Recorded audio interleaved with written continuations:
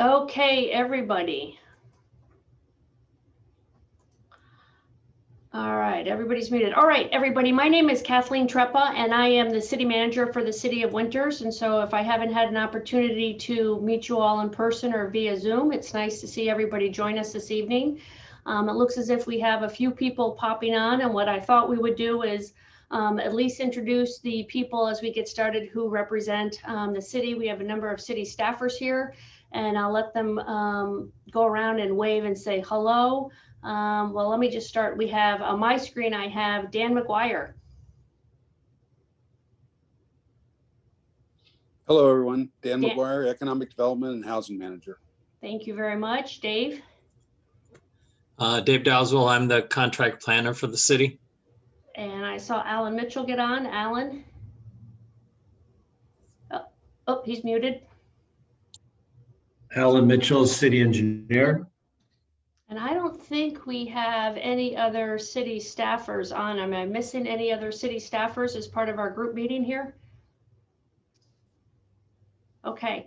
Mark, do you want to introduce your team and then I'll explain sort of the order of what we're doing and how we'll take public comment? Certainly. Tonight it's just myself, the owner of the property. My name is Mark Screeden. And our engineer, Wood Rogers, is represented by Tim Denham. And Tim will give the bulk of the presentation. Okay, thank you. So what I'd like to do is allow Dave to introduce the project to you all and explain where we are in the process. Then we'll allow the development team to do their presentation, followed by questions or comments by the public. Right now we have about 44 people in our workshop, and so if you raise your hand, either the little Zoom hand or on video, I will call out names one by one following the presentation so that we can take questions or we can take comments.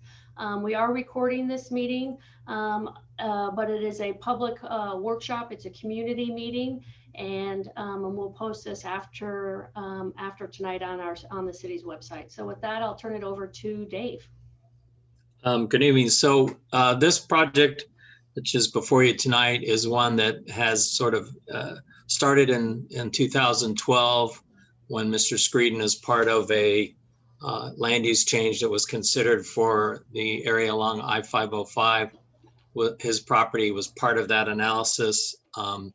At the time, it was expected that there would be somewhere around 145 housing units, 144,000 square feet of commercial, and then the balance of the property would be open space. That's evolved to what's being presented tonight. We now have roughly 200 homes, so about a 50% increase. We also have a site that will support multifamily up to 84 units. And the commercial, although reconfigured, is essentially the same square footage that was considered in 2012.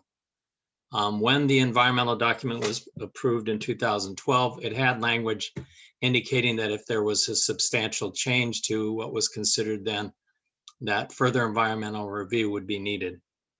And ultimately, staff, with the applicant's consent, determined that an environmental impact report would be needed. And that's essentially a step above a mitigated neg deck. That's a situation where there are environmental issues that need to be considered that may or may not be able to be mitigated. And there's a process that you must go through in order to certify an EIR that's different from a mitigated neg deck. And the entitlements that Tim Denham will likely be talking about as well, we're looking at a tentative map to subdivide the 61.9 acres. As I mentioned, it would create potentially, this is what is being requested, not what's been approved, 200 single family lots, as I said, 84 multifamily housing units, 144,000 square feet of commercial, roughly 8.6 acres of open space, and then the balance would be right-of-way landscaping easements for a sewer pump station and some other public improvements. There would, as I mentioned, need to be an environmental impact report. The council at their last meeting approved hiring Rainey Planning and Management to prepare that document. There's an amount that was included as part of the proposal from Rainey and Planning and Management, and that money will be deposited with the city, and it will be used to pay for the cost of preparing this document. The process takes roughly a year. There are certain things that you must do in the environmental review process that essentially leads you to a one-year time frame. Might be 1 or 2 weeks short of that, or 1 or 2 weeks over that, depending on how the process plays out with the public and the agencies that are responsible for reviewing that document. Part of what is also going to be asked for is a general plan amendment. If you look at the city's land use map right now, there's more open space shown on that map than is actually being proposed. And that's partly because Mr. Screeden has done a lot of advanced flood improvement work with a different arm of Wood Rogers, and they've been able to fine tune what's needed to address the flooding potential that occurs in this part of the city. And so that's allowed them to reduce the amount of area that would have been normally set aside for flood improvements. And this mainly is a channel that will lead to the PG&E channel that you may have seen on the south side of Grant Avenue that was installed at the time the PG&E project was approved. There's also going to be a rezoning. This is a fairly common request. All the new homes that are being built out in the northwest part of town have what's called the Plan Development Overlay. It allows certain deviations from the city's standards. It has to be approved as an ordinance by the council. And as part of that process, ultimately, when Mr. Screeden sells off the residential development to a home builder, which Mr. Screeden is not, they will get a plan development permit, which will essentially define these deviations specifically based on the particular builder who's likely to purchase the property. And that builder, whoever that turns out to be, will ultimately go through a design review process, which will be a process where the city planning commission and the design review committee look at what the homes are going to look like from an aesthetic standpoint, what their exteriors will look like. And those will be approved, as I said, at a later date when a production home builder has purchased the property from Mr. Screeden. And Mr. Screeden intends to hold on to the commercial property and develop it himself. So he'll sell off the residential and then keep the commercial. The multifamily site is sort of in flux as to what will ultimately happen to that property, whether it'll be deeded over to the city or whether a nonprofit builder or a for-profit builder will acquire it is yet to be determined. So that's sort of just a general overview. This is going to go through multiple hearings, both before and after going to the Planning Commission and the City Council. The environmental document process requires a number of pre-hearings as part of the environmental review process. And then ultimately, when you reach a certain stage in that EIR process, you will then have public hearings in front of the Planning Commission. And again, as I mentioned, ultimately the City Council. Rod Stinson, who's the project manager for any planning and management, I've personally worked with, and another community. And Rainey Planning and Management is a well-known, highly respected planning firm for doing environmental documents that focuses mainly in the Sacramento region. But I'm sure they've probably done in documents in areas further than that. So that's it. That's my part. And I will be involved in this process at quite some length as we move forward. Okay, thank you, Dave. Are we turning this over to Tim? I see he unmuted himself. I believe that's Yeah, the. I thought I'd start just because. Okay, sorry, Mark. Yeah. No, not at all. I do want to introduce myself for those that just joined. My name is Mark Screeden. I am one of the owners of the property. My partner and I purchased this property in 2006. And over the past 15 years, we've given this project a lot of thought as we recognize that this site is basically the gateway to Winters. Our first goal was to theme the development. We believe that the name Farmstead best celebrates the heritage of Winters. Through the name Farmstead, we envision an agrarian farmhouse style of architecture, particularly as it relates to the commercial portion that we're going to be developing. Our second goal, as we went through this process, was to be a good neighbor. We've integrated this proposed community with the Walnut Lane community to the west in 3 different ways. We are proposing 3 access points into Farmstead that will take some of the traffic stress off of Walnut Lane by allowing Walnut Lane residents to access East Grant through Farmstead. Secondly, the northerly access point will also be used to convey drainage from the recently approved Walnut Lane 10 project. That drainage will go east into the drainage channel that Dave mentioned. And hopefully that will help solve Walnut Lane flooding issues in the future. Walnut Lane residents will also have easy access to our future commercial portions of Farmstead without ever having to navigate East Grant. Our third goal was to find ways to benefit the town of Winters. Excuse me.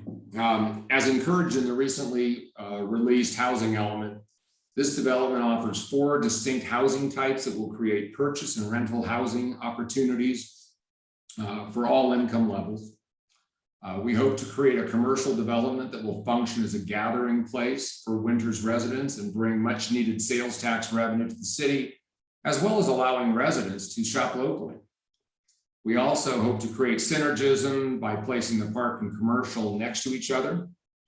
We will be building a berm and drainage channel that Dave mentioned that will bring additional flood protection, not only to Farmstead, but to other properties in the northeast part of Winters as well. We want to continue building on Winters' reputation as a cycling community by offering multiple bike paths. And because we intend to only build the commercial, it's going to be in our best interest to maintain an active role in selecting a quality residential builder for the remainder of the project. So with that, I will turn over the screen to Tim Denham, who works for Wood Rogers Engineering, for the full presentation on Farmstead. But I wanted to take the opportunity to introduce myself and to thank you all for participating in tonight's workshop. So thank you. All right, Mark, I'll step in here. My name's Tim Denham. I'm with Wood Rogers. I have a PowerPoint that I'd like to share the screen on and kind of walk you through some of the details on the project conceptual lotting study. And so let's see if I can maneuver that.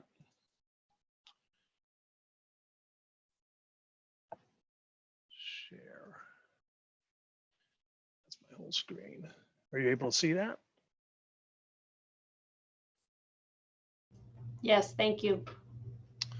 Okay, so I think everyone's pretty familiar with where this project sits. It's 61 acres here out north of Grant.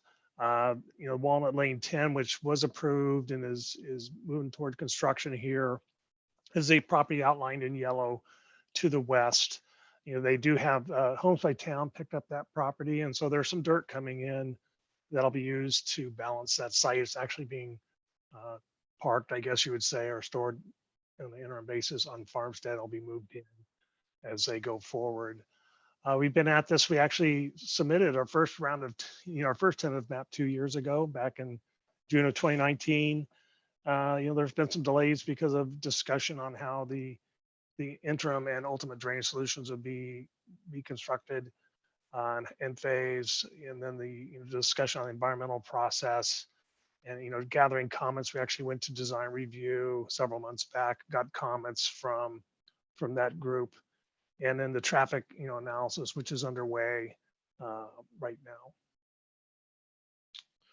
So this shows a side by side of kind of what was submitted 2 years ago and what's being submitted, or we hope to submit here shortly, for the Farmstead project. And to the left is the old plan, which showed alley loaded product in kind of that orange color, with garages in the back and homes facing the street, kind of in the middle of the project. The yellow colored lots are 50 by 100 foot lots, and the tan colored lots are 60 by 100 foot lots. And then the commercial, which was kind of configured along Grant Avenue, is pink. And then there was a proposed park site in the easterly portion of the project, which will also serve a water quality and detention purpose. And then the drainage channel, which is shown here on the easterly edge, which curves and crosses Grant Avenue at a 90-degree. So it allows Timbercrest Road to be squared up with that street someday in the future. To the right, to kind of go over the changes, so that what we did is we got rid of the alley lots. We moved the 50 by 100 foot lots together, and then left this area to the northeast, or changed that area to 60 by 100 foot lots. We added some fourplex or twoplex or halfplex units in on 4 of the 60 foot by 100 foot lots. So these are shown as 1A and 1B here, 16A and B, 39A and B, and 60A and B here. And this lines up well with what's to the west. And Walnut Lane 10, there's a halfplex lot there directly to the west. It provides another 4-cell type unit to moderate income families. You'll have the garage kind of facing one street on one side and the other street on the other, so it's not immediately perceivable as a duplex unit. And that's kind of a nice way to integrate that into the community. We changed this commercial site at the southwest corner to high density residential. We had some comments looking for a high density residential site. It is actually fronts on Colby Lane to allow good access. It does show an easement for the future extension of Morgan Street, and so we'll reserve that right away. That reduces our amount of commercial in our project, but adds some high density housing that could be for rent. The proposal is to dedicate that site in exchange for affordable housing fees, and that would be paid on a per unit basis. And we're still working through that process with Dan McGuire on valuing that site and whether or not there'll be affordable units there or not. The 200 units that are within the project that are single family detached would generate a need for 30 affordable income units, low, very low, and moderate rate income units. We kind of had some discussion on where to locate the high density site. We settled on this corner because we wanted to preserve the opportunity that allow this commercial lot here, commercial C1 through C4. It's kind of the largest parcel, and that's our best opportunity to locate a small grocery store, or mid-sized grocery actually, that would allow some retail sales capture within the city of Winters. Right now, for kind of big grocery shopping and that sort of thing, people have to travel outside of Winters to Vacaville or Davis to kind of do their weekly trips. And so preserving that opportunity, I think, is important to the community, but it also will provide a commercial uses. And a lot of this could be along the frontage of Grant Avenue office. And, it's the butcher, the baker, the candlestick maker, but it could be dental office. It could be real estate office. It could be a variety of things kind of in this parcel out on the paths on the front. This allows residents within this community and also to the west to be able to walk to some commercial uses, in addition to Lorenzo's Market here, which is located southwest of the site.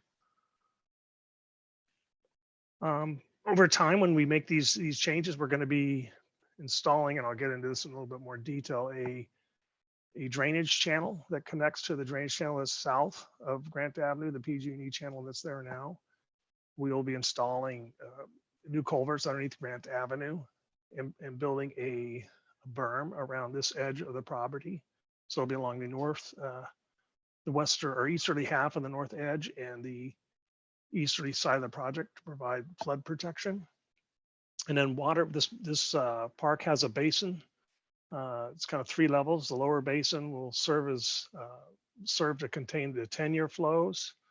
The second tier will contain the 100-year flows, and then the upper tier is where your hard facilities would be with the park, shade structure, barbecue areas, a tot lot, those sorts of things would be protected up here on the high ground. And the drainage from the site would be conveyed to this basin, as would be the overland drainage and underground drainage from the Walnut 10 project. And then it would be released out into the drainage channel that flows south. One of the other things this project is that it connects to existing roadways. Morgan Street, the half section, is built here in this location at the southwesterly kind of side of the project. So Colby Lane and Broadview Lane would connect through, and that Broadview Lane would allow a connection actually west to the Walnut Lane part that's existing. And then we're connecting Street F here at the northwest corner to the Walnut Lane 10 project. And again, that allows it improves the circulation so that, you know, this new subdivision, and maybe folks that live around that, it may be a shorter path for them to get to the freeway if they go east on Street F and south on East Main to a signalized intersection that would then get them eastbound to the freeway. We think that'll help to reduce traffic on Walnut Lane when all those connections are made. And as Dave mentioned, we have 200 single family lots and 84 multifamily lots proposed on this brown site.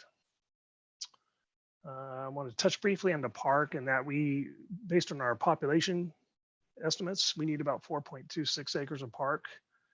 We've provided about 5.9 acres of park and trail. And I wanted to touch on some of these trails that are included in the plan.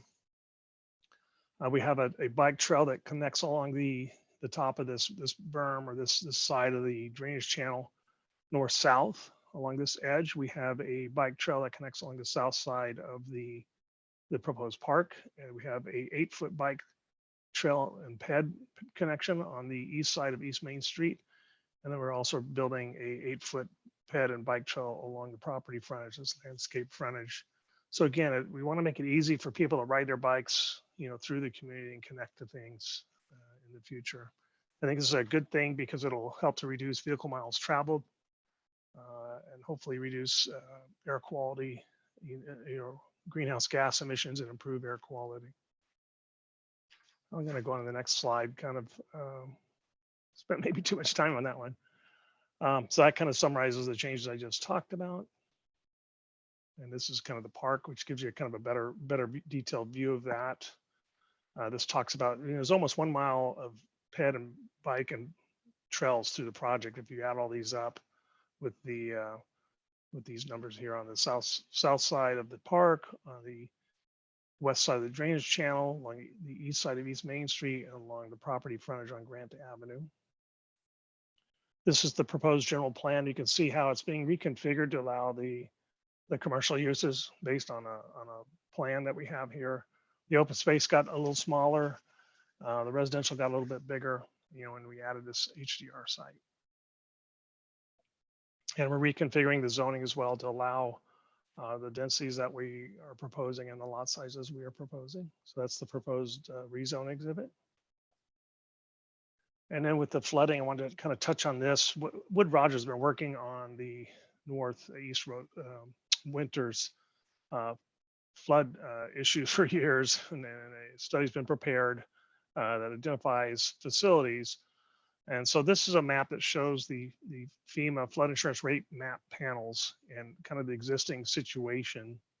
And so you can see there's a lot of flooding that occurs because it backs up at Moody Slough and Highway 505 and kind of spills back into these neighborhoods. But this is based kind of on a gross view using LiDAR and USGS mapping. And so Wood Rogers has gone into another level of detail with us over the last few years, and it shows a better picture of what's happening.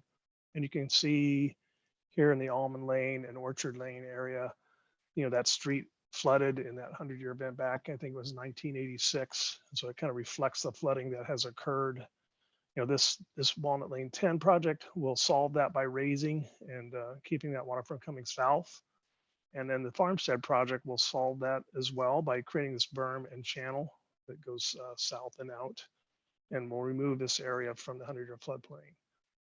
And this exhibit summarizes that. It shows this basin and how that would flow. And this red line is the berm. And then this is the drainage channel that would flow south underneath Grant Avenue. There's new culverts. It would continue south. There'd be some improvements to the PG&E channel, some minor improvements. And there'd be a new outfall, a culvert, a third culvert built at this outfall by the freeway here. And this shows another view of how that would remove those areas from the 100-year flood. It doesn't solve necessarily localized flooding that may occur if drainage pipes get plugged with leaves within some of these adjacent subdivisions. So those, those need to be maintained, but the Farmstead and the Walnut Lane 10 would overland. So they'd be graded in a better way, kind of more to current standards, so that they're minimize any flooding issues there. And I'll stop there and see. I guess I'll touch one more thing. If I could touch on, would be the water supply. The city has hired a subconsultant to prepare a water supply and water master plan update. And Alan can speak to that, but that work is also underway. These various studies will plug into the EIR and be utilized in evaluating the impacts. And I'll stop there. Thank you, Tim. And as soon as you stop sharing your screen and I have the gallery view up, I'll see if there are any questions or comments from anybody in our audience. And if you'd like to ask a question, or if you have any comments, please raise your hands either on the video or using the Zoom feature, and I will call you by name. And have I exited, Kathleen? Yes, thank you very much, Tim. Are there any comments or questions? This is an opportunity for the public. We have 56 people here on Zoom with us. Are there any questions or comments from anybody? I see a hand raised. Yes, Kate Laddish. You'll need to unmute, Kate. There you go. Thanks, Kathleen, and thanks for the presentation. Actually, I have a bunch of questions, but I'll try not to go whole hog on this. And the first question is, how does the timing of this proposal going forward tie in with our housing element as that goes through the process? So basically, will this project fall under the current housing element, or will it be under the next iteration? Dave or Dan, do you want to address that? You'll have to unmute. Yeah, I think, Dan, this is used as part of meeting our soon to be adopted housing element for the 2021 to 2029 cycle, if memory serves me right. Agree. It would be part of the new housing element. And so the numbers would count towards satisfaction of that RENA. Yes, we need it. We need this site to be included as part of the housing element in order to reach our RENA numbers. And then I assume the project would also be subject to whatever changes there might be within the housing element? Yes. Short answer, but that's No, there's not much more I can say, but yes. But useful. Okay. Great. That I kind of a follow-up with that, and Dan will not be surprised to hear this, given some of my comments on the housing element, is that I think we have some limitations because of single-family zoning, and so that we end up with kind of the two options of either the single-family zoning or the high-density residential, and so while I do appreciate that the plan has been updated to include a couple of the half plexes that are allowed on corner lots within the single family zoning, I think it would behoove the city to consider changing zoning and looking at a project design that allows for more flexibility with that. I think there's a move towards more fourplexes, that sort of things, that could also help address some of the missing middle that's been identified during discussion of the housing element and other community discussions. Thank you, Kate. I think what I'll do is I have a series of emails that are being sent to me as direct questions. And so let me just read them off so we can intersperse them with other people's questions. Selena Lima, I think you also sent me a comment. Let's have you go next, please. Okay, so I have quite a few questions. Why are there so many homes? Why are they so close together? Why put the apartment building on the main road? I think keeping that commercial would look a lot better from a driving into Winters perspective. Having an apartment building like we do off of Walnut by a park is nice. So maybe putting it behind the park, the open space. Where's the water going to come from? What well? Is there enough water in that well to serve this many homes? We got Walnut going on right now. They haven't broke ground yet, but they're about to. There's going to be a lot of just a lot going on at one time. So where are all these kids going to go to school? All the schools are full right now. I mean, we're at maximum capacity in our classrooms. I just have a lot of issues with this housing proposal. Okay, thank you. Tim or Mark, do you want to address any of those comments? Yeah, I can try to address some of those, and some of those may be a city. And then I also want to point out, Catherine, that there are some comments or questions on the chat. Yeah, I'm seeing those. We'll get them in. Catch Thank those you. as well. Yep. The HCR site, we did debate, one of the thoughts is to have it close to transit, which will be on Grant Avenue versus buried back in the neighborhood. We talked at one time about having it on commercial lot C1, but then you would lose the ability to have a larger grocery store there. So we did debate things. This is kind of what's before you tonight. We think it's a pretty good location. It's somewhat sandwiched between the Lorenzo's Market and a commercial to the west, and our proposed commercial, which might be office and those sorts of uses to the east. We've also been discussing whether that's 100% market rate or whether it would have an affordable component with Dan McGuire. We're still working that out, but we think it'd be an attractive project. It's kind of in Mark's interest. He wants this to be an attractive project because he's going to be building out the commercial. He talked a little bit about that theme. The water analysis is being prepared by a different consultant for Alan Mitchell, so I can't really address that, but I believe there is water supply. It's maybe more of a water treatment issue, but Alan, you can fill in on that. And the other ones, I think there was a schools comment.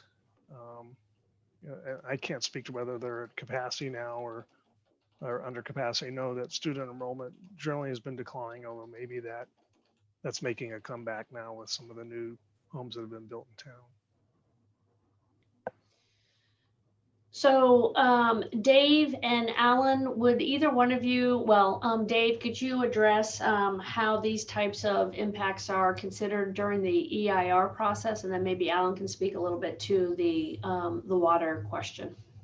Yeah, so everything that Selena mentioned will be studied as part of the environmental review process. The school will be contacted. We will have to show how the project can be provided with the necessary water in order to move forward. In fact, the state now won't allow you to approve a project unless you can demonstrate that there is water available to serve the project before you actually get it approved. Although I know this may seem like why so many houses, it's still consistent with the general plan. There's a range of housing units numbers that are allowed on a particular piece of property, and this falls within the range. This site was considered as far back as 1992 as part of the city's growth for the upcoming cycle of what turned out to be now almost 30 something years since the general plan was approved. And so it's not out of the plan that was considered back in 92. It's slightly more in the number of housing units, but it's very consistent with that plan. That one map that Tim showed that shows the existing general plan land uses, that's from the 92 general plan. So there's not a huge change that's being requested, but it is a change. And so ultimately the city council has to weigh in on that. Alan, do you want to speak to the water study, please? Yeah, as far as Thank water you. supply in winters, it's a citywide system in that all wells are tied together with the piping system. So it's not zoned. So there's not one specific well that feeds the northeast area of town. Well 6 is the nearest well physically, but well 7, the new well out by the fire station, could, water from that could eventually get down there. The issue that we look at is twofold. It's the domestic supply, but it's, the water you drink. And, but the main focus is the fire flow. Fire requirements are that you have 20 PSI at all the homes in what we call the perfect storm. So the nearest largest well is out of commission, and there's a big fire in the Mariani plant. So, downtown there at the Mariani, we assume that's on fire, and that's sucking up all the fire pressure, and the largest well is out of commission. So that's what we look at from an engineering standpoint to confirm that all of the wells in existence, or does new development spur the need for a new well. And that's the case in the northwest area of town right now, where we're putting in a new well, number 8, because it's been determined that that high-end area of town, you'd be surprised how much higher it is than the area we're talking about here. But we've determined that another well is needed out there, so that's currently under design and will be built. So the system as a whole helps serve the city, and Dave's correct. We have to analyze that ahead of development. If we can't prove that there's enough water supply to meet the future fire demand in the perfect storm, then we are not allowed to approve development. Thank you, Alan. Jeff T., you've had your hand up for a little bit.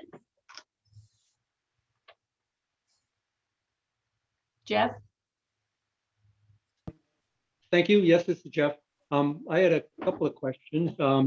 Number one, I guess, is where are the sewage flows? Where's the sewage from here going to flow to? Where's the pump station? And the number 2 would be, how is that detention pond drained? Is it gravity drained, or is it like this pond there was a problem with up at the new subdivisions to the north, where it's a pumped drainage from the pond, and that one resulted in a pump failure? Okay, is that a Tim or an Alan response? I guess I can jump in, and Alan, maybe you can follow up. But the site has a proposed on-site sewage lift station. The sewage the site would flow to that lift station, and then it's connected, I believe, to a second lift station on the PG&E site, which would then force everything west into the plant. The drainage is on gravity, so it flows into this, everything drains into this basin in this park, which is lower than the surrounding homes and commercial. And there'll be a flat gate kind of situation where that water, the gravity drains out to the channel. I did see an earlier question on, will the channel to the south in PG&E be changed? Yes, it'll be deepened so that this water will all drain out via gravity to that culvert down by the 505 freeway in Poudre Creek. Yeah, there's an existing sewer lift station that was built prior to PG&E going in, and it was built to basically address all development in that area. It was sized such that it basically serves a larger development than PG&E proposed. So there's room in that lift station.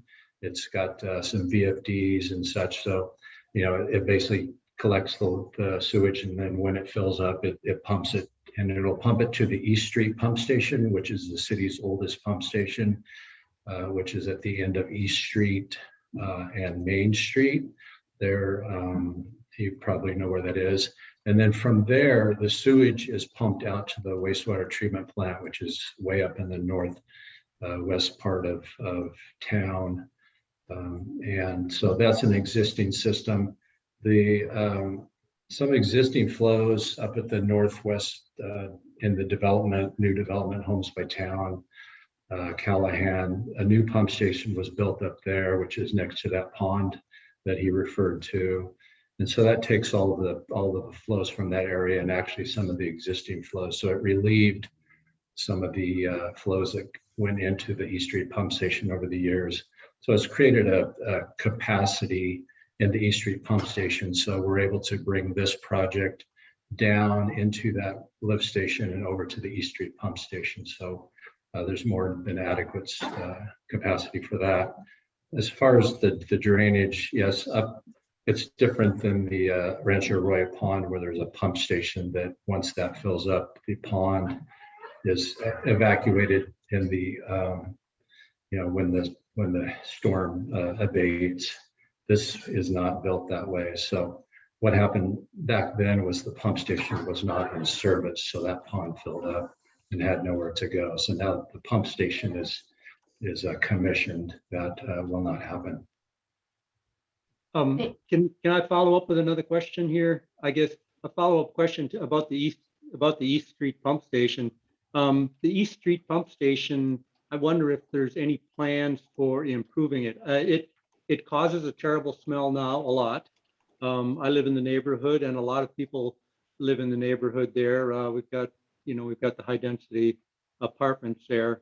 So the East Street pump station in its current condition is creating a smell. Adding load to it can only make the matters worse. So I wonder what the plans are for the East Street pump station. I would have to defer to the Public Works Department on that. I'm not sure. I'm not aware of any capital projects to improve that, but I understand your concern. I've heard of that over the years, and I know Public Works continues to try to address that. So we can pass that along again, that that's still a concern, and that there's more of a concern as we continue to add flows to that pump station. I've made a note, thank you. Selena, I see your hand up again.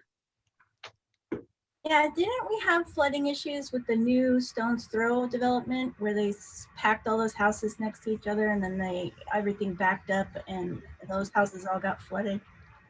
And then, we're adding Walnut, Farmstead, Heartland, LDS, Stones Throw, and Winters Landing. That's 814 homes. In addition, we want 84 apartments after we just built the 63 senior apartments. Don't you want to wait and see what the impact is of the 404 Stones Throw homes when they get finally bought and people actually move in? Seems like it's a lot, maybe not the best move for the town. Tim or Alan, do you want to address how you analyze those impacts? Yeah, maybe I'll start, and again, Alan can finish. But the projects are in two different sheds. Stones Throw is over on the west side of town. This is east, so it's in that northeast shed that's flowing east and south toward Puda Creek. So this project takes care of its own drainage issues. Maybe try to show that on the previous slide number 10, but it takes a big step towards solving all the flooding issues that have been occurring kind of in these neighborhoods around this project by providing this berm around the northeast side of the project along the east side and this channel and the basin. So all the stormwater goes into that basin, it gravities into the drainage channel. The PG&E channel will be deepened. The culvert undercrossing of Grant Avenue will be rebuilt and improved and enlarged to allow all that flow to go south. And then another culvert's being added to the south. So the capacity of that PG&E channel is being expanded to take these flows and convey it out and provide protection. The exhibit I showed, showed Farmstead and Walnut 10 coming out of the 100-year floodplain. We have to go through a process with FEMA to file a letter of map revision and remove these parcels out of the floodplain. We're not able to do that for parcels we don't control, but they would certainly see some benefit from these floodplain improvements, and would also be protected from what's being done. Thank you. Alan, did you want to add Tim? anything? Yeah, as part of the entitlement process, we have to look at water, sewer, drainage, traffic from an engineering standpoint. Whether a number of houses should be built or not, it's really not an engineering function, it's a planning function, and what does the general plan allow? And so I can't speak to that, but I think that's your main concern, is why so many houses, all at once. Well, so the development in the Northwest area really sat for probably 10 years. It was all approved in 2005 and 6, and then, the economy dumped. And so all of that was backlogged. And then in 2015, it was, basically a new developer came in, and all of that work has been done and continues to be done. And now they're talking about more work, but just keep in mind that that was a backlog. And so if I think the city was to grow like it normally would, then it would probably result in the same number of houses. It's just that everything's coming at once. So it's a little overwhelming, and I understand that. Thank you, Ellen. Crystal, you've had your hand up. Hi, I want to be transparent. I'm here as a resident, not work. My questions are kind of revolving around the area right by Lorenzo's. I'm looking at this map, and it looks like part of the field is still going to be there.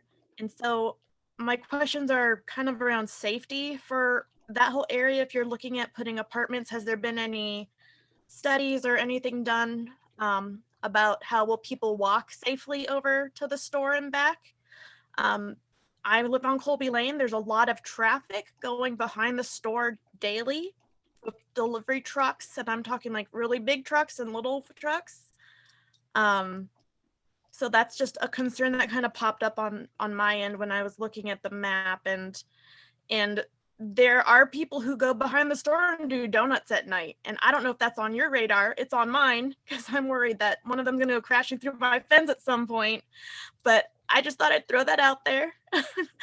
So yeah, they're not probably questions you can answer right now, but just heads up from someone who lives here. There's a lot of safety issues on my plate when I'm looking at this map, and even though there's not apartments there right now, if that's in the future, I want to make sure that these are things that are being thought of, because I can see families moving into those apartments and kids playing, or walking to the store to go get a soda or an ice cream or something. So I just want to make sure it's on your radar.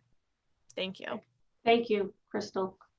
How about Jeff? You had your hand up. Thank you. Adding 200 plus homes and 84 apartments, what is the impact that Winters PD and Winters Fire Department are now going to have to take on with that growth plus the new apartments? So Jeff, that's one of the things. Again, the environmental impact report has to look at what effects this has on services, all our different services that we provide, and then it has to mitigate that in a sense. So the council ultimately has to agree, but we have certain expectations for police officers per population and firemen per population, and that all has to be considered as part of the environmental process. And they can't just simply ignore that. And the police chief and fire chief will play a very important role, because they obviously provide the largest number of bodies that provide services to the town. Thank you. Thank you, Jeff. Jack Vickery.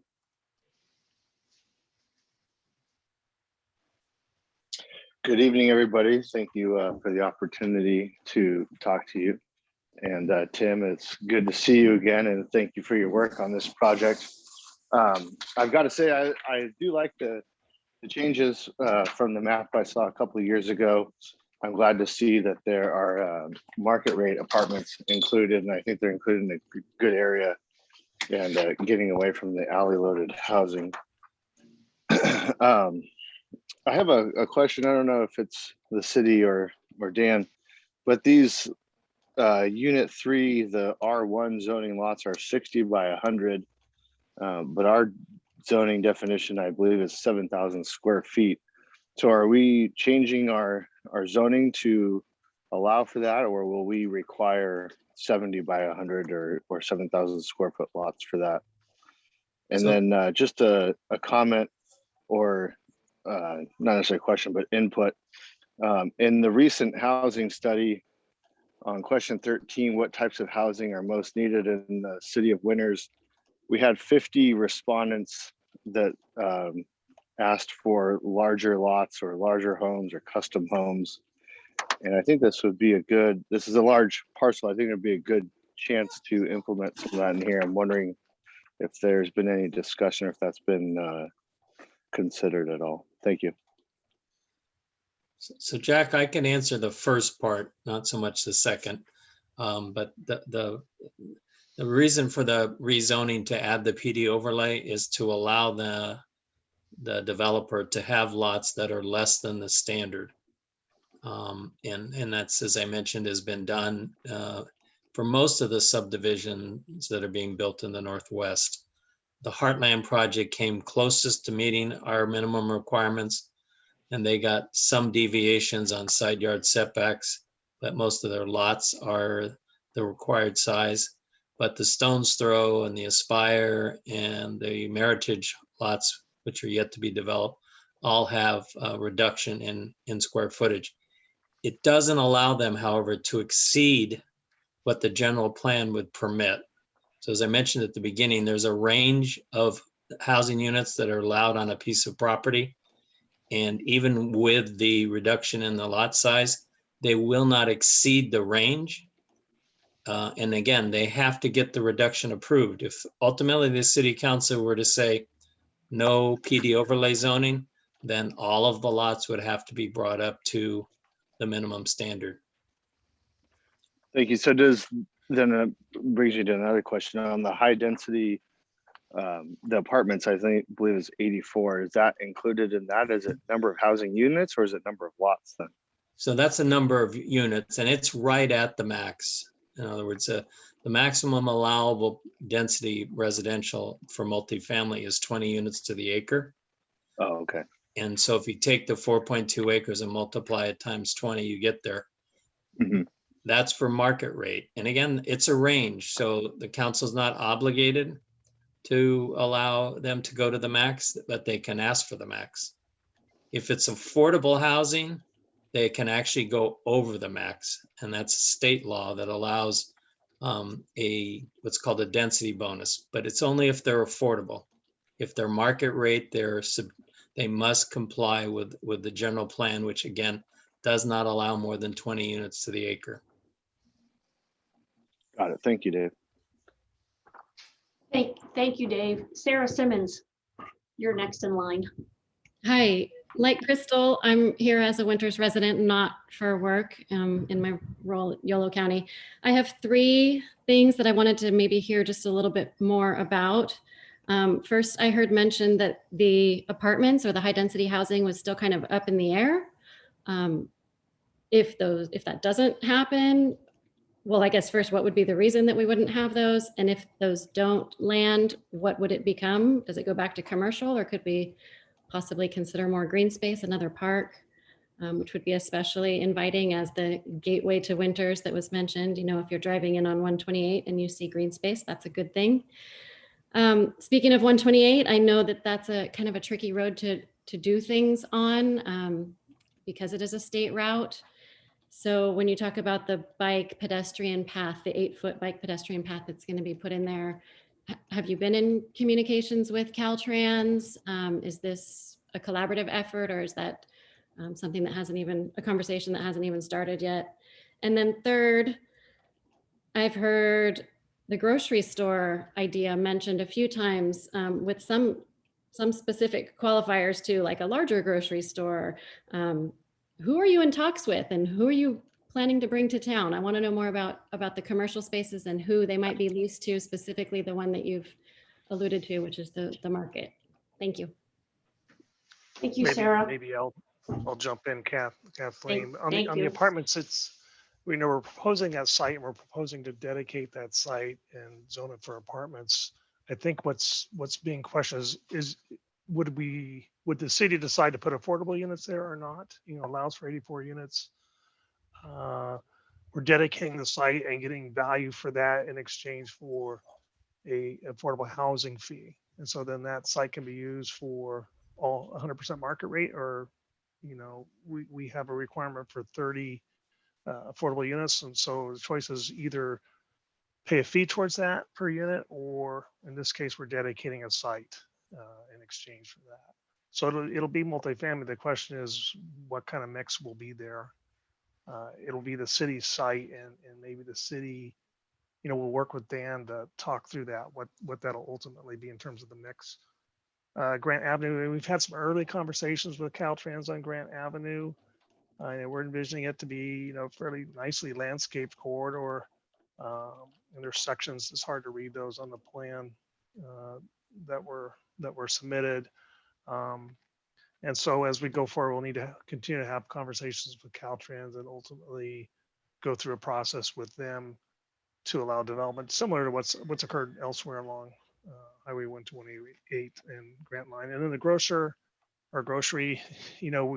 Mark, maybe you can chime in if you'd like. I mean, he's talked to a few different folks.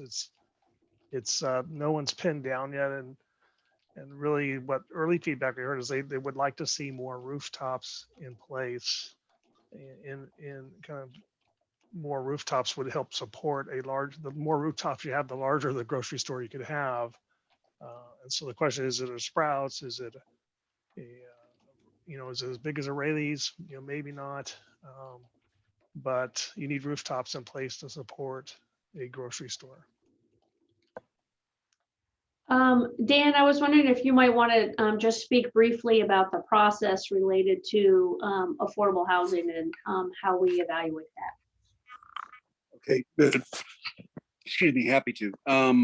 So back in 2019, the project submitted an affordable housing plan to support their obligation under the inclusionary housing ordinance. So that obligated them to 9 moderate units, and they proposed payment of an in lieu fee for the 22 low and very low units that the project is obligated to provide under our ordinance. So with that in mind, that proposal was taken to the Affordable Housing Steering Committee. That committee is advisory only, but they did recommend approval of the affordable housing plan submitted at that time. That would have netted the city 9 moderate units and roughly 1.3 million in lieu fees. The revised dedication of land provides the city potentially with a site that we can actually get something done with, because I know people have heard me say this before, but it has to score well in the scoring model. My point is this: there's been some discussion earlier this evening on would it be affordables, would it be market rate, and that's going to be a council decision. But we are, as a result of this project in Walnut Lane, we're responsible for ensuring that 30 affordable units get produced. So I think it has the potential to be the city's first mixed income multifamily project. And by that, I mean, we can have middle market housing and we can have affordable housing all interspersed. The key from the city's perspective is we think we can make the dollars match pretty closely to what was proposed when they were paying in lieu fees. But more importantly, it gives us control of the site, and thus the city has a voice in what ultimately gets developed there and the timeline on when it gets developed. And I think based on everything I've heard tonight, that's something that the community is desirous of. And the only thing I'll add to that is that this is a relatively new change, a new proposal. And so we're taking our time to sort of sort through what that means, and that there would be a process to consider a change to the already approved affordable housing plan for this development. Just a clarification though, that was only recommended by the Affordable Housing Steering Committee. It still has to go through the full process, which would Right. be going back to the Affordable Housing Steering Committee, then the Planning Commission, and then ultimately the council decides whether to accept a plan or not. Okay, thank you. Corinne Martinez, she's had her hand up for a little bit of time. Yeah, thank you, Kathleen, and thank you for the opportunity. My questions are a little bit like following up on Sarah's a little bit on the Grant Avenue / Highway 128 corridor and the access points for the development. It appears that there's 1, 2, 3, 4 with, I can't, and perhaps you covered this early when you were covering the plan. I joined a little late, but I wonder if you considered, it appears that there was a potential access point on the east side where there's already a signal and a road, but that's been cut off from the development by this drainage canal. And, just in terms of traffic flow and people entering this area, if they're coming from the east, that would have been an early point for people to depart 128 and eliminate some congestion there. So I don't know if that was in consideration at all, but it seems like it would be worthy because that intersection is, and light, today traffic light is massively underutilized and slows down traffic on 128. So, and then the other questions for these little arrows that says that sort of just can't tell if that's just you can get in but you can't get out, and then I can't really tell on what is it, Street A, what's going to happen there. Are people going to be coming out onto Grant Avenue from there? Looks like it, at least to make a right-hand turn, if not a left-hand, because there's a gap in there.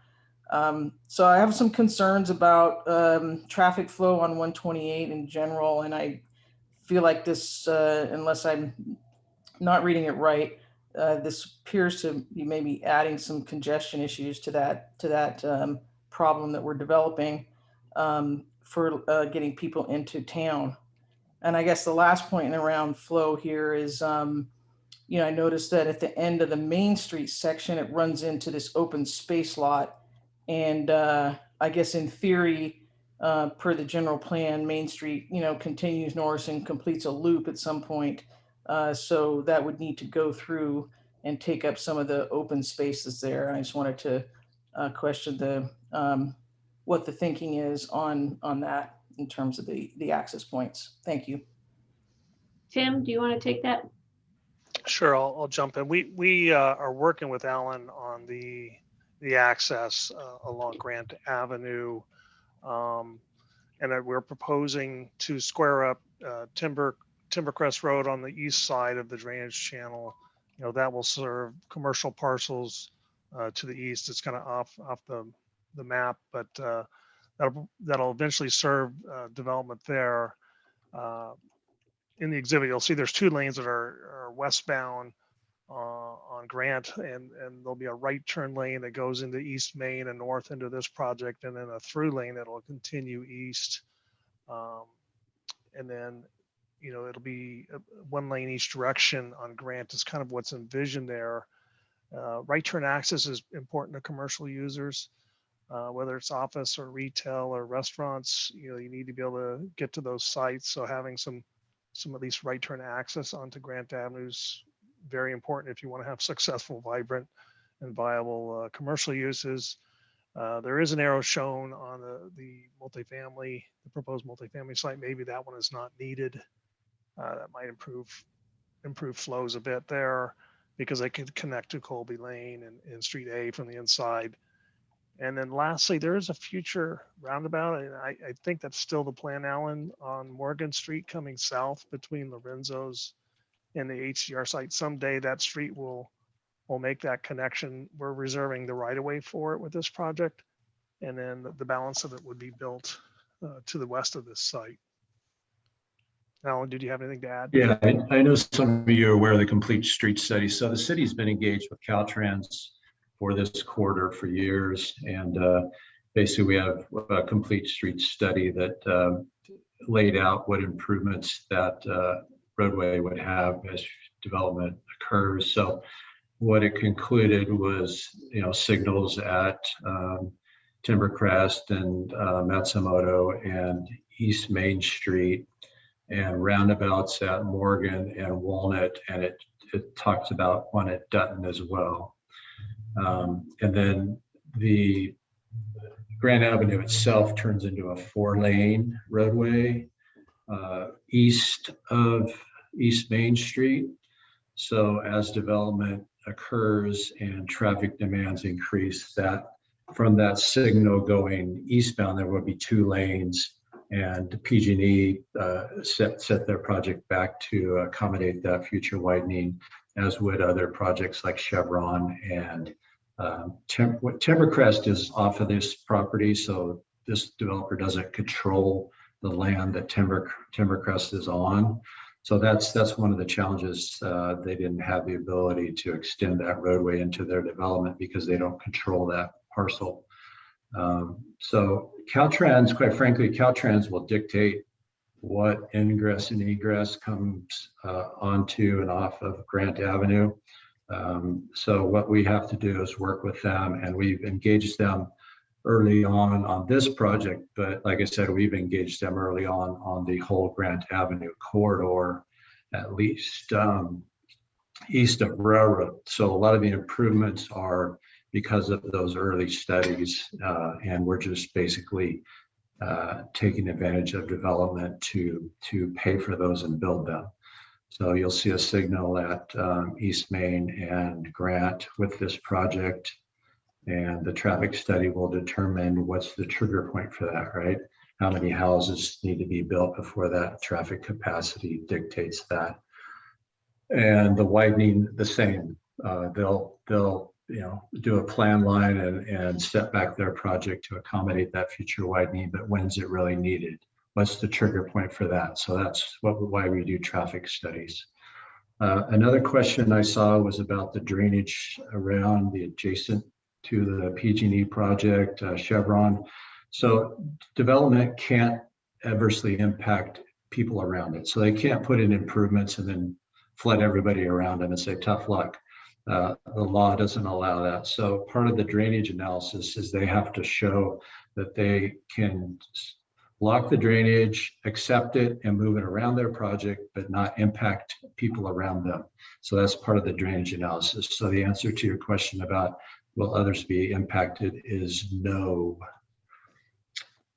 And some question about will there be a new entry on the 505 north of the project. Not that I am aware of. That's kind of a Caltrans question, but I'm not aware of any new interchanges or overpasses on 505 within the city's limits. Thank you, Alan. I'm seeing some repeat hands, but I'm going to continue on and call on people who haven't had a chance yet, and I'll make sure I circle back to people who are repeats. And we'll also make sure we've checked the chat. So Ozzy, Arce, I know you've had your hand up for a little bit. Hi, good evening, everyone. Thank you again for hosting this community workshop. I learned a lot about this project. I think just from a high level, I think, California and especially our region and our city is going through a housing crisis. So we need to look at opportunities to increase our housing production for everyone, so folks of all income levels can look to live here in our city.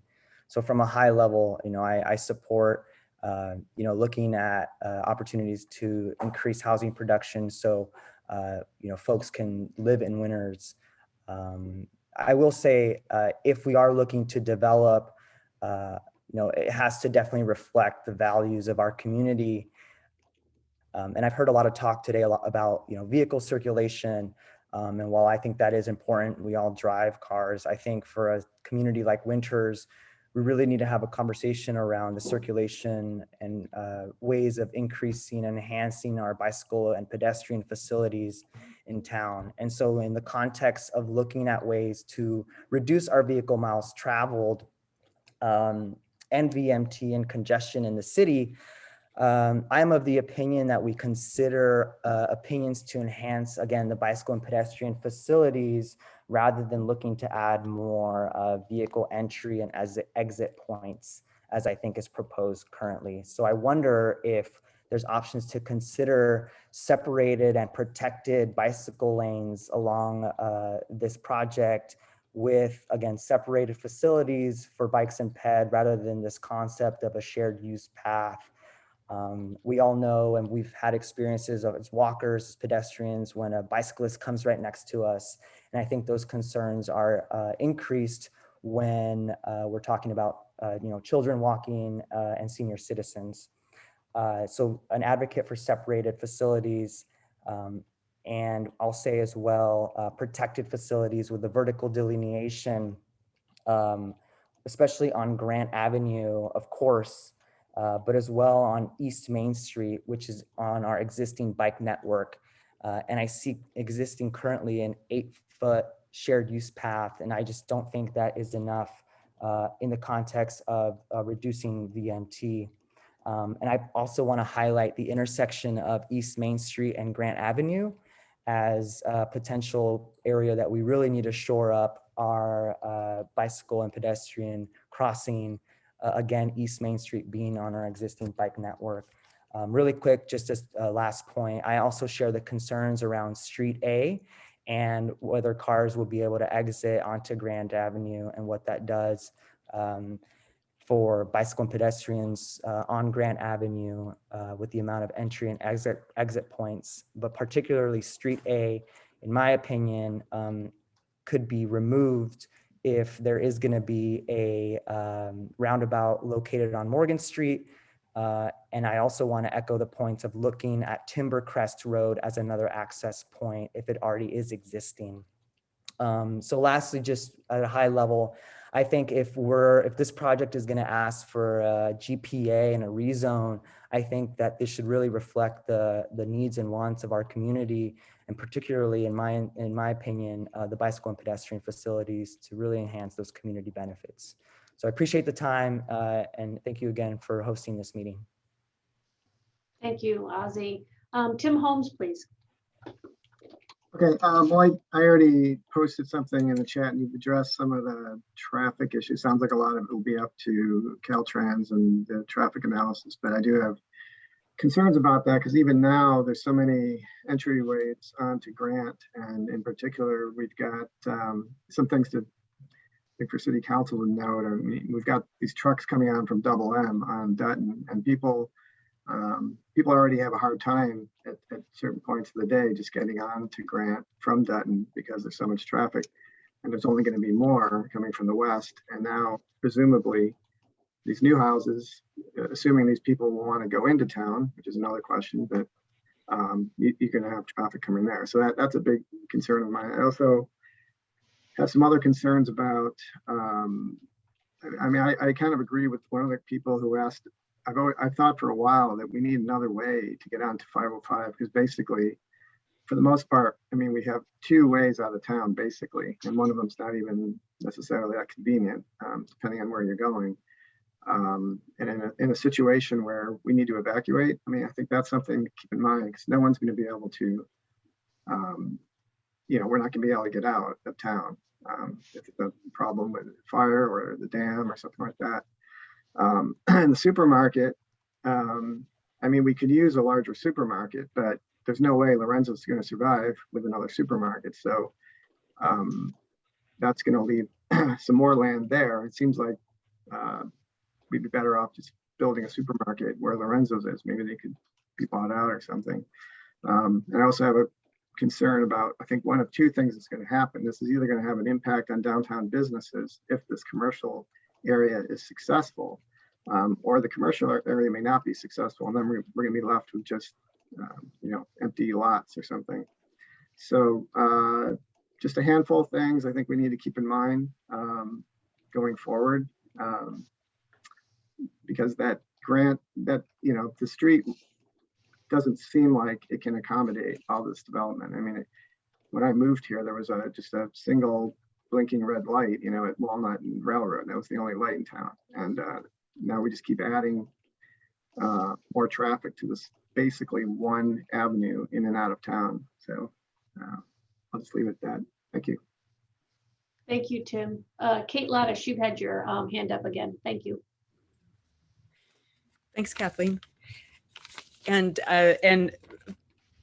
actually, somebody else, actually, Ozzy did a great job articulating part of one of my comments about the vehicles mile traveled and how to reduce that. And Crystal with something related to that in terms of access, making sure that there was safe access. And so from that and looking at the complete streets, that one of the roundabouts that was envisioned during complete streets to make it so people could get across Grant Avenue and actually get to Lorenzo's, or from the other side get to this part of town, was to have a roundabout at Morgan. But the reason, as I understand it, that we haven't been able to move forward with that is that there isn't a sidewalk on the northern side of Grant Avenue.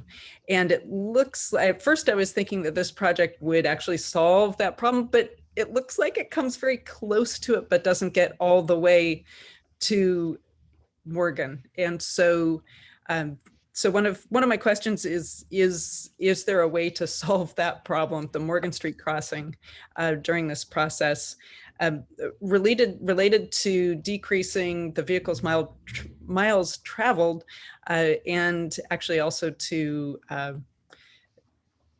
increasing resilience to hot temperatures, would be to make sure that there's a way to have substantial tree cover in any new development that goes in, whether it's commercial or residential. That can lower the temperatures substantially and reduce people's bills. It also makes it so people are more likely to walk or bike rather than drive their car. I think with something I put in the chat, just still on the transportation side, is that during Complete Streets, the community really expressed a desire not to have a thicket of stop signs or stop lights along Grant Avenue between the highway and railroad. And I think one of the ones that went in for PG&E was unexpected at the time we talked about Complete Streets. And so this would be a pretty dense collection of traffic lights. And so I just want to make sure that we don't do something that's going to involve a lot of people idling cars and producing greenhouse gases or other fumes. I do have one comment though that is another one that Dan will not be surprised about, related to my housing element comments. And that is for universal design or for livability or visitability of the houses or apartments that go in there. And I don't know if this is the part of the conversation where we can add that in, but as things go to design review and move forward, I highly encourage the applicant to consider universal design, or making sure that people can age in place, or that people who have different mobility situations can actually live in the units that are built. Otherwise, it really limits where people can live and if they can visit their friends and family in town. Thank you, Kate. We'll note the comments about universal design as the project moves forward, but I'm hoping Alan or Tim can talk about the roundabout at Morgan Street and that project. That may be Alan. Yeah, I'd like to. So the city received a SACOG grant, and we're going to do basically an analysis and design to address the lack of pedestrian access on the north side between Walnut and Morgan. And our hopes are that folks, especially the new senior housing, can cross Grant at the roundabout, and then we will have a connection down to that will eventually connect to the Screeden project. So that's our intent. We have the money approved. We've executed the agreement. So now we're going to move forward with the analysis and hopefully get a design and then look for funding to construct that. As far as a roundabout at Morgan, it's basically an affordability thing. At this point, it's in the city's impact fee report. The city's collecting funds for traffic impact, and it's one of the projects that's listed. But based on my experience with working with Caltrans on the Walnut Lane project, it's an arduous process. It's a costly process. And so we would need to make sure that, we've got the money in the bank to build that. And quite frankly, until there's a connection to the north, and maybe the roundabout puts in the connection, there's going to be that vacant lot there for a while. There's really nothing planned. It's off Screeden's property. I'm not aware of any future development proposed there. So at this point, that's going to be a problem. But we've been aware of the pedestrian crossing access issue for years and been trying to work with Caltrans on a solution. And they're not interested in putting crosswalks or anything on their state highway. And so we're looking to kind of circumvent that and maybe sneak people through the roundabout and get them down on that north side. And then when it connects to Screeden's sidewalk, they'll be able to walk all the way down. And I think that'll be a safe way to get people through that area. Great. Thanks, Alan. I have a quick question just to make sure I understand which roundabout. Are you talking about a roundabout at Morgan as called for in the Complete Streets plan, or the one that's down by the credit union? No, there's the existing ones at Walnut Lane. That's the existing one at the credit union. So pedestrians can cross there safely. And then there's no way to head east, right? Along the north side. So we're looking at, we have money to look at that and hopefully put in that improvement that Screeden would eventually tie into. So there would be a complete circulation for pedestrians along that north side like there is on the south side. But as far as putting in the Morgan Street roundabout, I can't tell you when that'll happen. It's development, traffic loads do not dictate it at this point.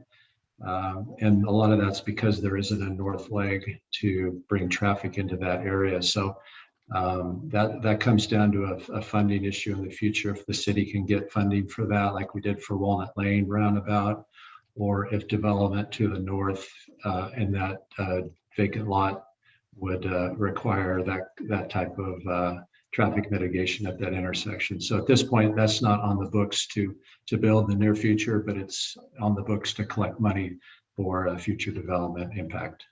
Thanks. I think the county had a line on a way to get money for the northern side of Grant Ave between the current roundabout and over towards Lorenzo's, but that was like a year and 9 months ago, I think, at a 2x2 meeting. So yeah, and that's the SACOG grant that Alan just described that we've secured. That one. Right. Okay.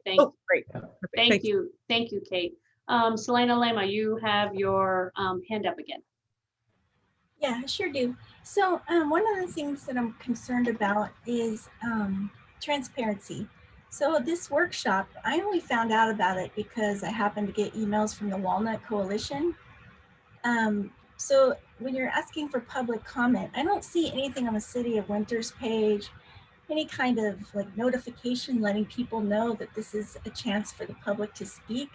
I think if we had had more of a like notice, or it was in the Winters Express, or I think a lot more people would have showed up tonight. So, I mean, I'm still obviously a little bit ticked off about the Walnut 10 subdivision that kind of got thrust in there without any public comment.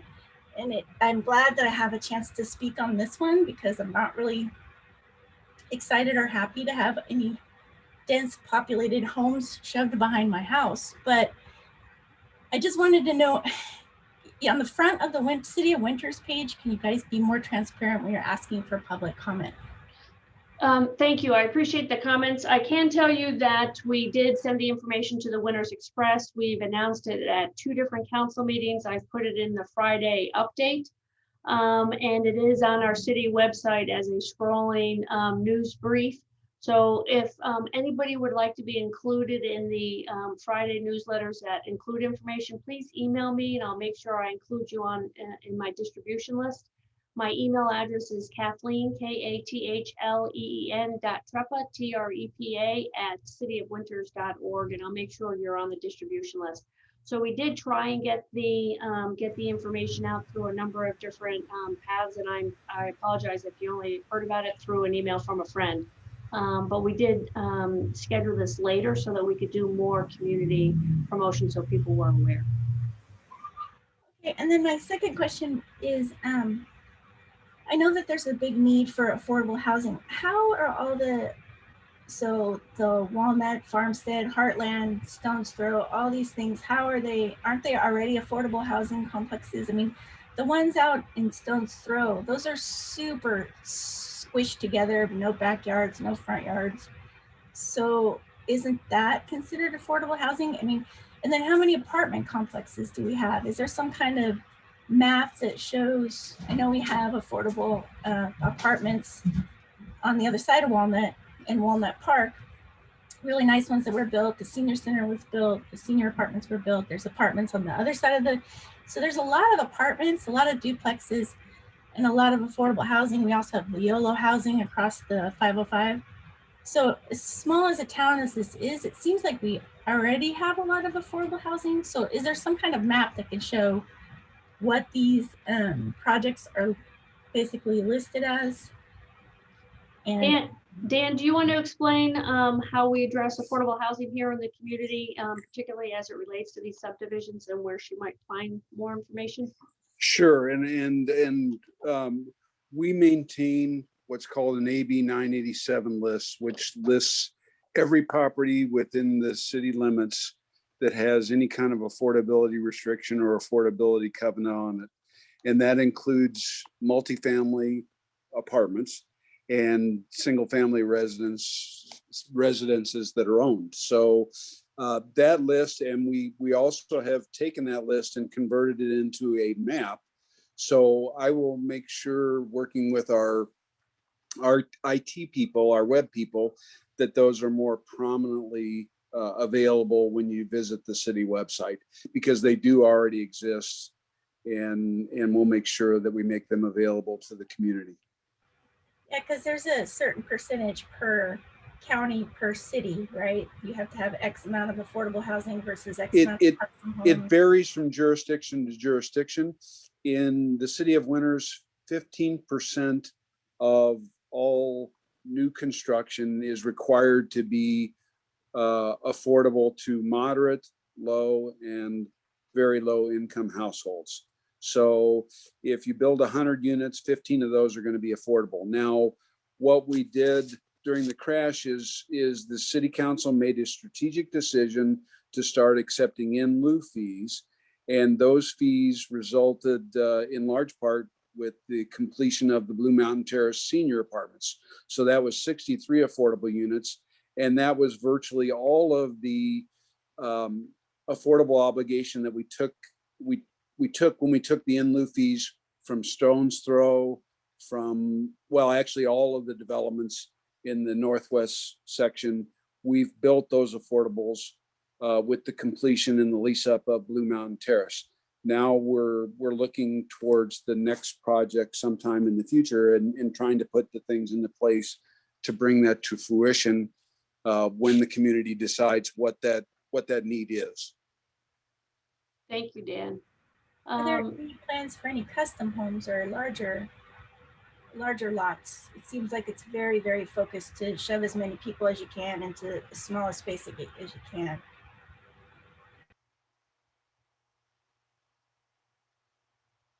Well, the city, Dave or Mark, do you want to address that? I think that's something that is still to be determined, Selena. He's proposed what he wants to have on the property. The city now has to respond to that. And in the end, if the council feels that there needs to be some larger lots, I don't think it completely dismiss this project as designed, but I could see it getting amended as it goes through the entitlement process. Thank you, Dave. I did want to scroll through the chat. We do have some questions here, and I just want to make sure we've answered them all. I had a direct message. Tim, if you could clarify the dirt that is being spread out at Walnut 10 and Farmstead, could you please clarify again for the group what that dirt is? Sure, I think I covered that at the beginning, but that dirt's coming in from homes from town, off-site, and being stored here on the Farmstead project. The Farmstead project needs a little bit of dirt, and so that's why that's occurring. So it'll be spread on Farmstead or parked there, and then moved into the Walnut Lane 10 project as they go forward with their grading and improvement plans. Thank you very much. And I just want to make you, sure we've addressed, I think we've addressed all of the questions that were in the chat. Are there any other I questions? think there was, if I could, I'm sorry, Sure, Kathy, if I could jump in, or- please. just trying to answer all the questions, but there was one question about why Main Street stops at this green space to the north. Okay. And that, that's a connection proposed on the city's general plan. Someday in the future that'll connect to the north and continue and loop through. So we had to stub that. But that green area that's kind of on the northerly property line, kind of the easterly half of that, that's where the berm begins. It might only be 6 inches high there, but as it travels to the east at the easterly property line, it gets taller, so it's several feet high, and then it turns south where we have our bike lane on the west side of the drainage channel. So that's why there's an open space at that northerly edge, and the street stops short there. Thank you. And I think we've answered. Is there anything else that's standing out, staff or Mark or Tim? I think we've kind of scrolled through everything. Are there any other questions or comments from the community? Jack. Thank you. I just have a quick question for Mr. Screeden, and I think I caught that he's going to do the commercial development, and there was a couple comments about store or offices, and I was just curious if he had any kind of concept of what he was hoping to have out there from the commercial side. Just more kind of high level at this point. Yeah, thanks, Jack. We do not have any kind of plan for that site at this point. I would just tell you that we would love to see a grocer on that site, but most grocers are looking for about 12,000 people. So Winters falls short of that. But we are going to continue to monitor that. I think the most important thing that I threw out today was that we want to do something that fits with Winters. We want it to be agrarian. We want it to be farmhouse style architecture. That is a main goal of ours. But as for who those users will be, we don't have a plan yet. But we anticipate that the residential will occur first, and that the commercial will probably follow all of that. Great, thank you, sir. Thank you. Well, Corinne Martinez. Yeah, thanks, Kathleen. If I could just follow up to that, just along those lines, Mr. Screeden, are there any conversations in place with, existing businesses in Winters who might benefit from a relocation to that, sort of Highway 128 location? It seems like we have some highway, some commercial businesses would benefit from having a location out there. And so, thinking about, our existing businesses in town and providing them an opportunity versus looking outside and looking for new businesses to come in and, potentially displace our existing businesses. Yeah, Corinne, the most important thing we don't want to do is we don't want to do anything that will upset Main Street. We want those businesses to succeed, and we want to complement those businesses. So that's one of the reasons we are not out looking for users for the commercial at this point. But we do anticipate over time that we will find users that will want to be here, that may not be here right now, but we don't want to go in and take anybody off of Main Street. We want Main Street to thrive. Thank you, Mark. Tim Holmes, you have your hand up again. Just real quick, do we have an estimate on when the traffic study might be completed?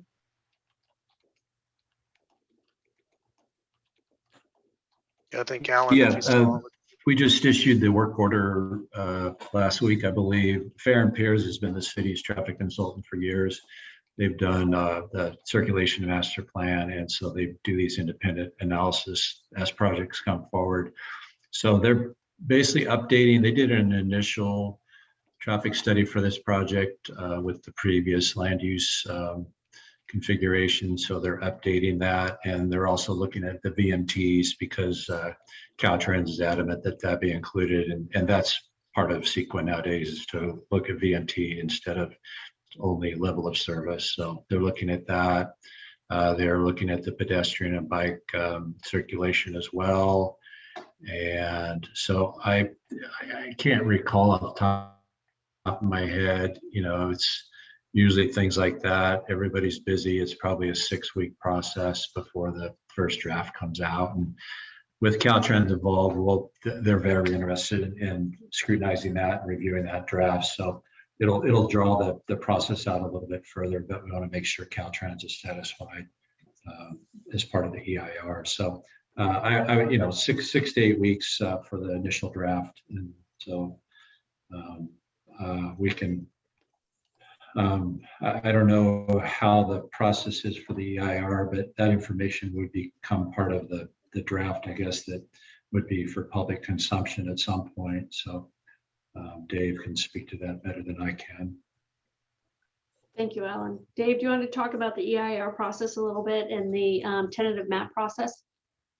Yeah, so I don't have the calendar in front of me that was provided by Rainey, but I'm going to go that you have certain things that you have to do at the outset of starting an environmental impact report. You do what's called a notice of prep. You invite the various agencies that have the rights to comment on development. You also invite concerned citizens to attend. And then after that, you in this case, we've already determined that we're going to do an EIR, so there won't likely be an initial study that will come to a different conclusion, but that'll get also prepared. I would say an environmental impact draft would be probably, if we started on the 20th, which is the date we hope to sign the contract, about 6 months, 4 to 6 months to have a draft. And then you go through a review process. As part of that environmental impact report, the tentative map that's presented, and it may be just the one we've seen tonight, is what will be analyzed. It will be analyzed for a number of impacts: traffic, water, sewer, air quality, levels of impacts on the city's services levels, and some other things. That'll all take place, and the map may get modified as a result of that. There may be comments that we talked about tonight having to do with access off 128 that will cause it to get modified. Just a number of reasons could cause that plan to get changed, but probably in the end, not significantly, unless the community and the council determines that there needs to be other changes, not necessarily driven by environmental, but more by what the community wants in the way of housing. And so the whole process, as I said at the beginning, the environmental process takes the longest, but running concurrent with that would be the tentative map, the general plan amendment, the rezoning. All of those would be running concurrently. And if everything were to stay and sort of in sync, you're looking at about a 1-year time frame. So if everything just went along swimmingly, and they never do, there's always some glitches along the way. This time next year, it could be in front of the council for some sort of final approval. But, and that's really about all I can tell you. Until we get deeper into this, we won't know if there will be things that'll come out of the environmental review process that will cause further studies to be needed, or other delays that might drag that process out. Thank you, Dave. Thank you. And I'd like to add, if people are interested in receiving updates directly from me and from the city every Friday, please send me an email and I'd be happy to include you on our distribution list for the Friday updates. And we'll continue to push information out to the public about this project and other development projects so that people are aware. Gar. Hi, everyone. I'm Gar House, and I'm a resident of Winters. I'm a little late to the party tonight, but and you may have already talked to this, so forgive me if you have. But I'm concerned with enhancing the walkability of Winters, and meaning specifically on this particular project. How are have we you or the has the sidewalks, are they continuous all around the entire development, and also in particular and very importantly out feeding into and onto Grant. Grant is pretty notorious for having in that particular area and going towards the west in particular has not been completed. And also, and finally, really importantly, what is going to be the solution to crossing Grant, for people to cross Grant to the other side without being taking their lives in their hand? Thank you, Grant. Tim, do you want to do a brief recap on some of that information? Sure, I can do a quick recap.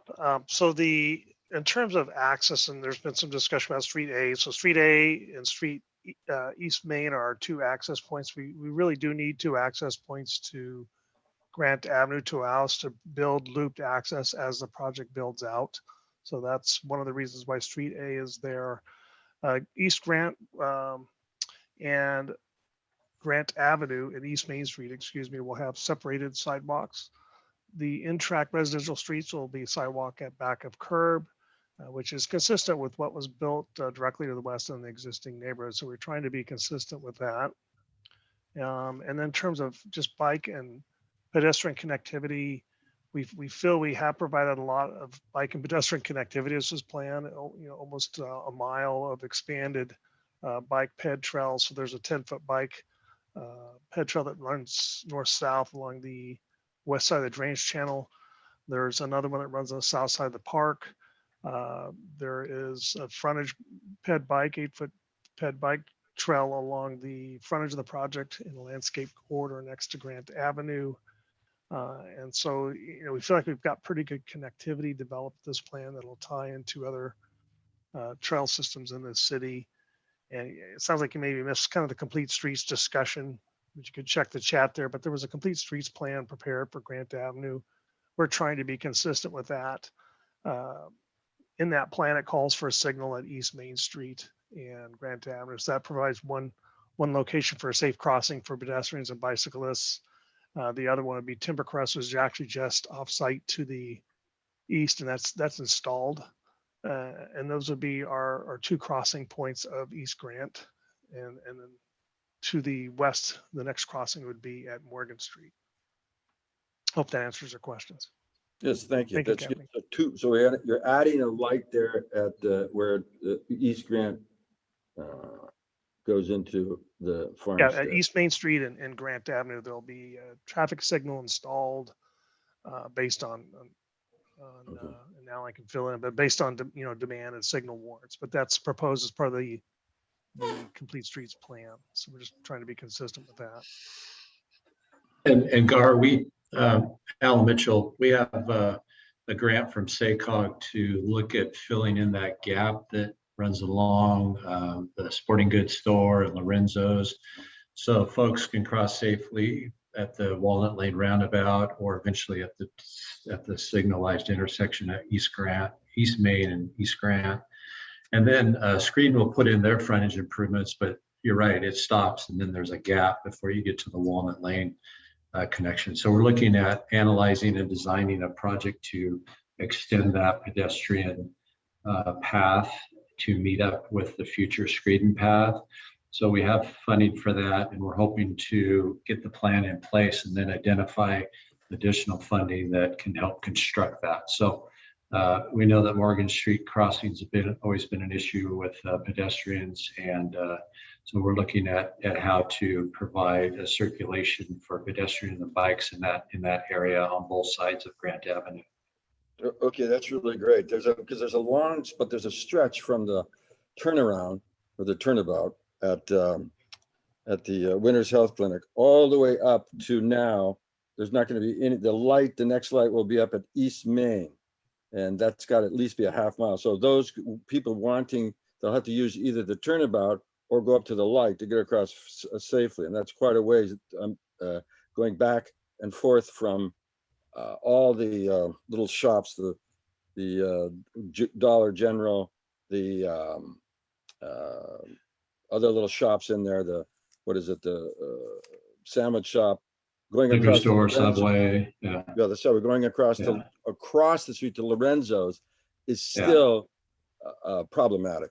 And Yeah, so and- maybe I'm just suggesting, I don't know, there are some bushes there or something, but maybe blocking and saying use crosswalk, or at least have a crosswalk with maybe some blinking lights or something.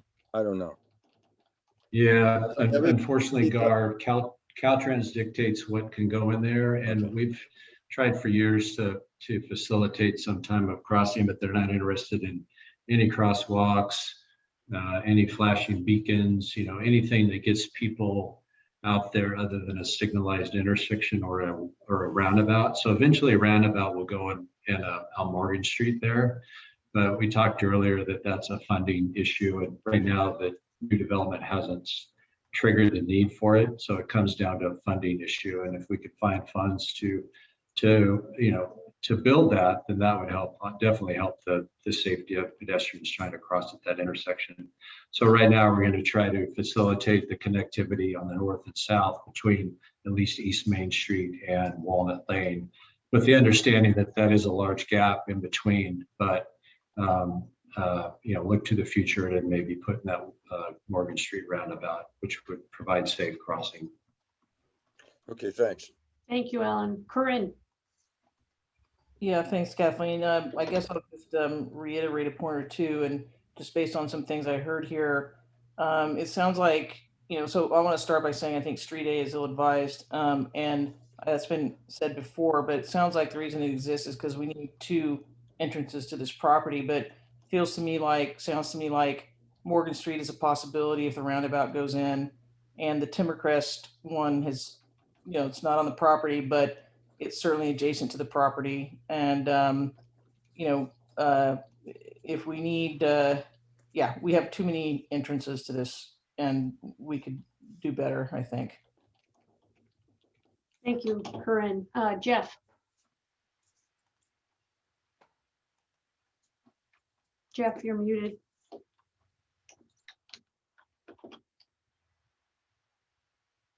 Jeff? There we go. Sorry, it took me a second there. That's okay. So I had, I guess, maybe a comment. It seems like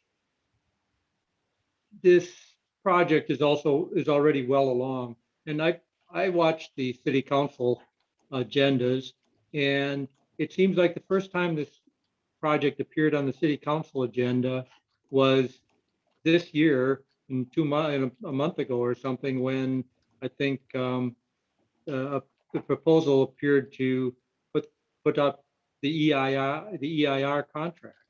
And I guess I'm surprised and a little disturbed that the first thing that the first real public involvement, let's call it public involvement process for this project, comes so late in the game. It seems like we are 6 months away from having an EIR and approving a project that the public is really only now being brought into the, being involved in. And I don't know what the solution to that is. I mean, it makes me wonder, well, what else is in the process? What else has been going on for a year or two that we haven't heard about on other developments? And I guess I think it bears some thought on how the public can be brought more up to speed on something like this. And my other comment is, it seems as if we are going full speed ahead with highway commercial and residential development. And in the process, we're leaving out, industrial or jobs kind of development. So we're bringing in new houses for people to commute to jobs somewhere else. And maybe we're pulling in people off the highway to shop in town here or something. But, I guess if we had public involvement going on here, maybe the public would be asking for this. It's like, why don't we put industrial development and jobs development ahead of more highway commercial and more housing? Which do we need? Which do we need more? At least allow the public to weigh in on which they want, because it already seems like it already seems like at this point, it's not a question of what we're going to get or when we're going to get it. Maybe we're going to tweak some of the edges on what this project looks like. So those two comments. Thank you. Thank you, Jeff. Any response, Mark or Dave, regarding that comment? Well, I mean, Jeff, I get your point, but as I mentioned at the very beginning, this property has essentially been shown to be a commercial residential mix since the general plan in '92 was adopted. They are asking for some variation on that, as he showed in the map that he presented during his part of this meeting. And so, I'm not saying because it was shown in '92 where we simply never change, but it's the property owner, bought it with the idea that he could develop it in the manner that the general plan calls for. And so, that's all I can tell you. He's proposing what is consistent with the general plan. We do have industrial land here in town, but not along Grand Avenue. And it's my understanding, and Mark, you can add to this if you'd like, is that in order to do the development, there was a fair amount of engineering work that had to be done first to deal with the flood zone issues. Mark or Tim, do you want to add to that? Well, I can certainly pine in a little bit, and the answer is yes, Kathleen. We spent almost 2 years trying to understand the issues with regards to drainage and flood protection. And quite honestly, one of the items that sideswiped us was that Timbercrest is a privately owned street, and with an owner that does not want to cooperate, because they own the property behind us that is not in the city. That process took quite a while. Yes. Number two, there is industrial property adjacent to PG&E, and it's been sitting there for quite a while, and it is absolutely available for sale. And I would love for somebody to buy that property and bring jobs to Winters. Additionally, my property is zoned commercial, but that means we can do office there. And I would love to bring office to Winters. So I think that corridor does cover all of the different disciplines. And if anybody has any ideas on jobs that should be brought to Winters, we are all ears, absolutely. And I'd also like to stress a little bit about process is that it's going to be really important that people still stay engaged so that they participate in the process. And as Dave indicated, the technical studies that are being conducted as part of the EIR that are evaluating this proposal will help inform, as are all of the comments tonight, because this project does move forward through a review and approval process. And so I do think that the comments and the feedback that have been provided are important. And we appreciate everybody's comments this evening. Whitney, you have your hand up, and then we'll go back to Jeff. She just I took the do. baby. Hi. Give her a second. Sorry, I had to remember how to unmute myself. Hi, thank you for going through all of this again. After just going through this with the Walnut 10 project, I did just kind of want to echo a few things that I've heard people make comments on. I think one of the big frustrations had touched on about, can you hear me? Yeah, you broke up there a little bit. Uh-oh. Can you hear, is that, can you hear me any better? A little bit. Can you hear me? Yes. A little bit? Okay.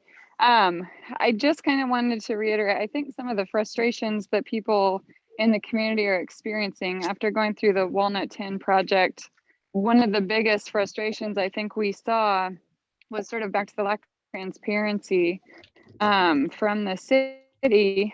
You know, Winters, I think, is a special place of a community that wants to be really involved, to see the future. We lost you again, Whitney.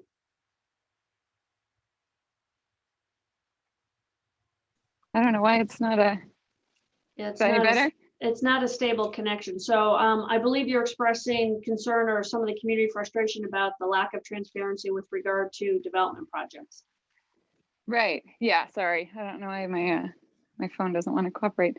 So I think that was kind of what I'm hearing again, is a frustration that people aren't able to find the information through the city. I know that it is available through other avenues. You mentioned you're putting in your Friday updates, which I think are great, but I do think that there's probably a large chunk that don't necessarily see those. So hopefully they'll take you up on your offer to get added to your list. But as Dan mentioned, I think it would be really helpful on the city website if maybe it was a little more clear on how to find these things, because especially with the Walnut project, I felt like you had to be, I consider myself a pretty tech savvy person, and you really had to dig to find some of those documents on the city website.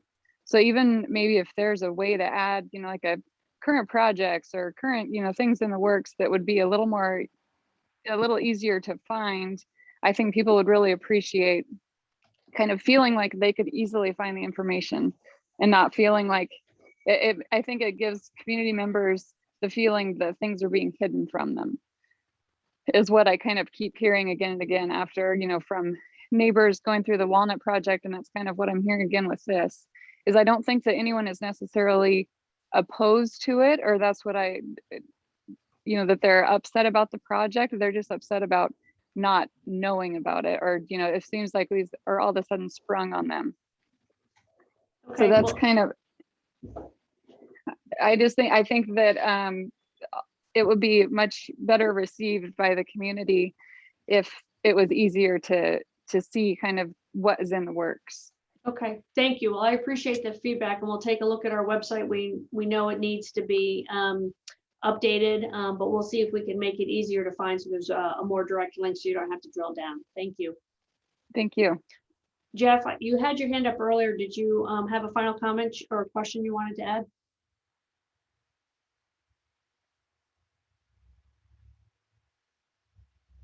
Okay. Thank you, no. Okay, thank you, Jeff. Anything else? And I don't believe we've missed anything in the chat. And if there aren't any other comments, Mark, did you want to share any concluding thoughts, or Tim, with regard to the project? Go ahead, Tim. You know, I don't have any concluding thoughts. I will advise that this is a long process we're going to be in, and we've been at it for a few years, and actually submitted the tentative map 2 years ago. You know, a lot of work's been done. A lot of work's yet to be done with preparing studies and preparing the EIR.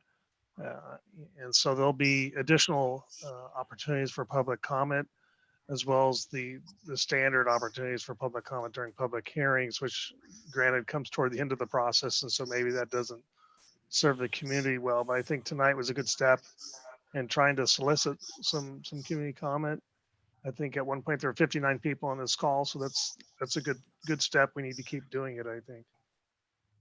I'm sorry, Mark, go ahead. I was just going to say I agree with all that Tim said, and we feel we've gotten out in front of this. We wanted to make sure that everybody was able to comment, but we also wanted to make sure that we had a plan that we felt comfortable with. And so it has been a long process to get to this point. And now we are starting the EIR process. And we did want to make sure that before that EIR process started, that the community had a chance to voice their comments. And I thought there were a lot of really good comments tonight. I appreciate everybody's participation.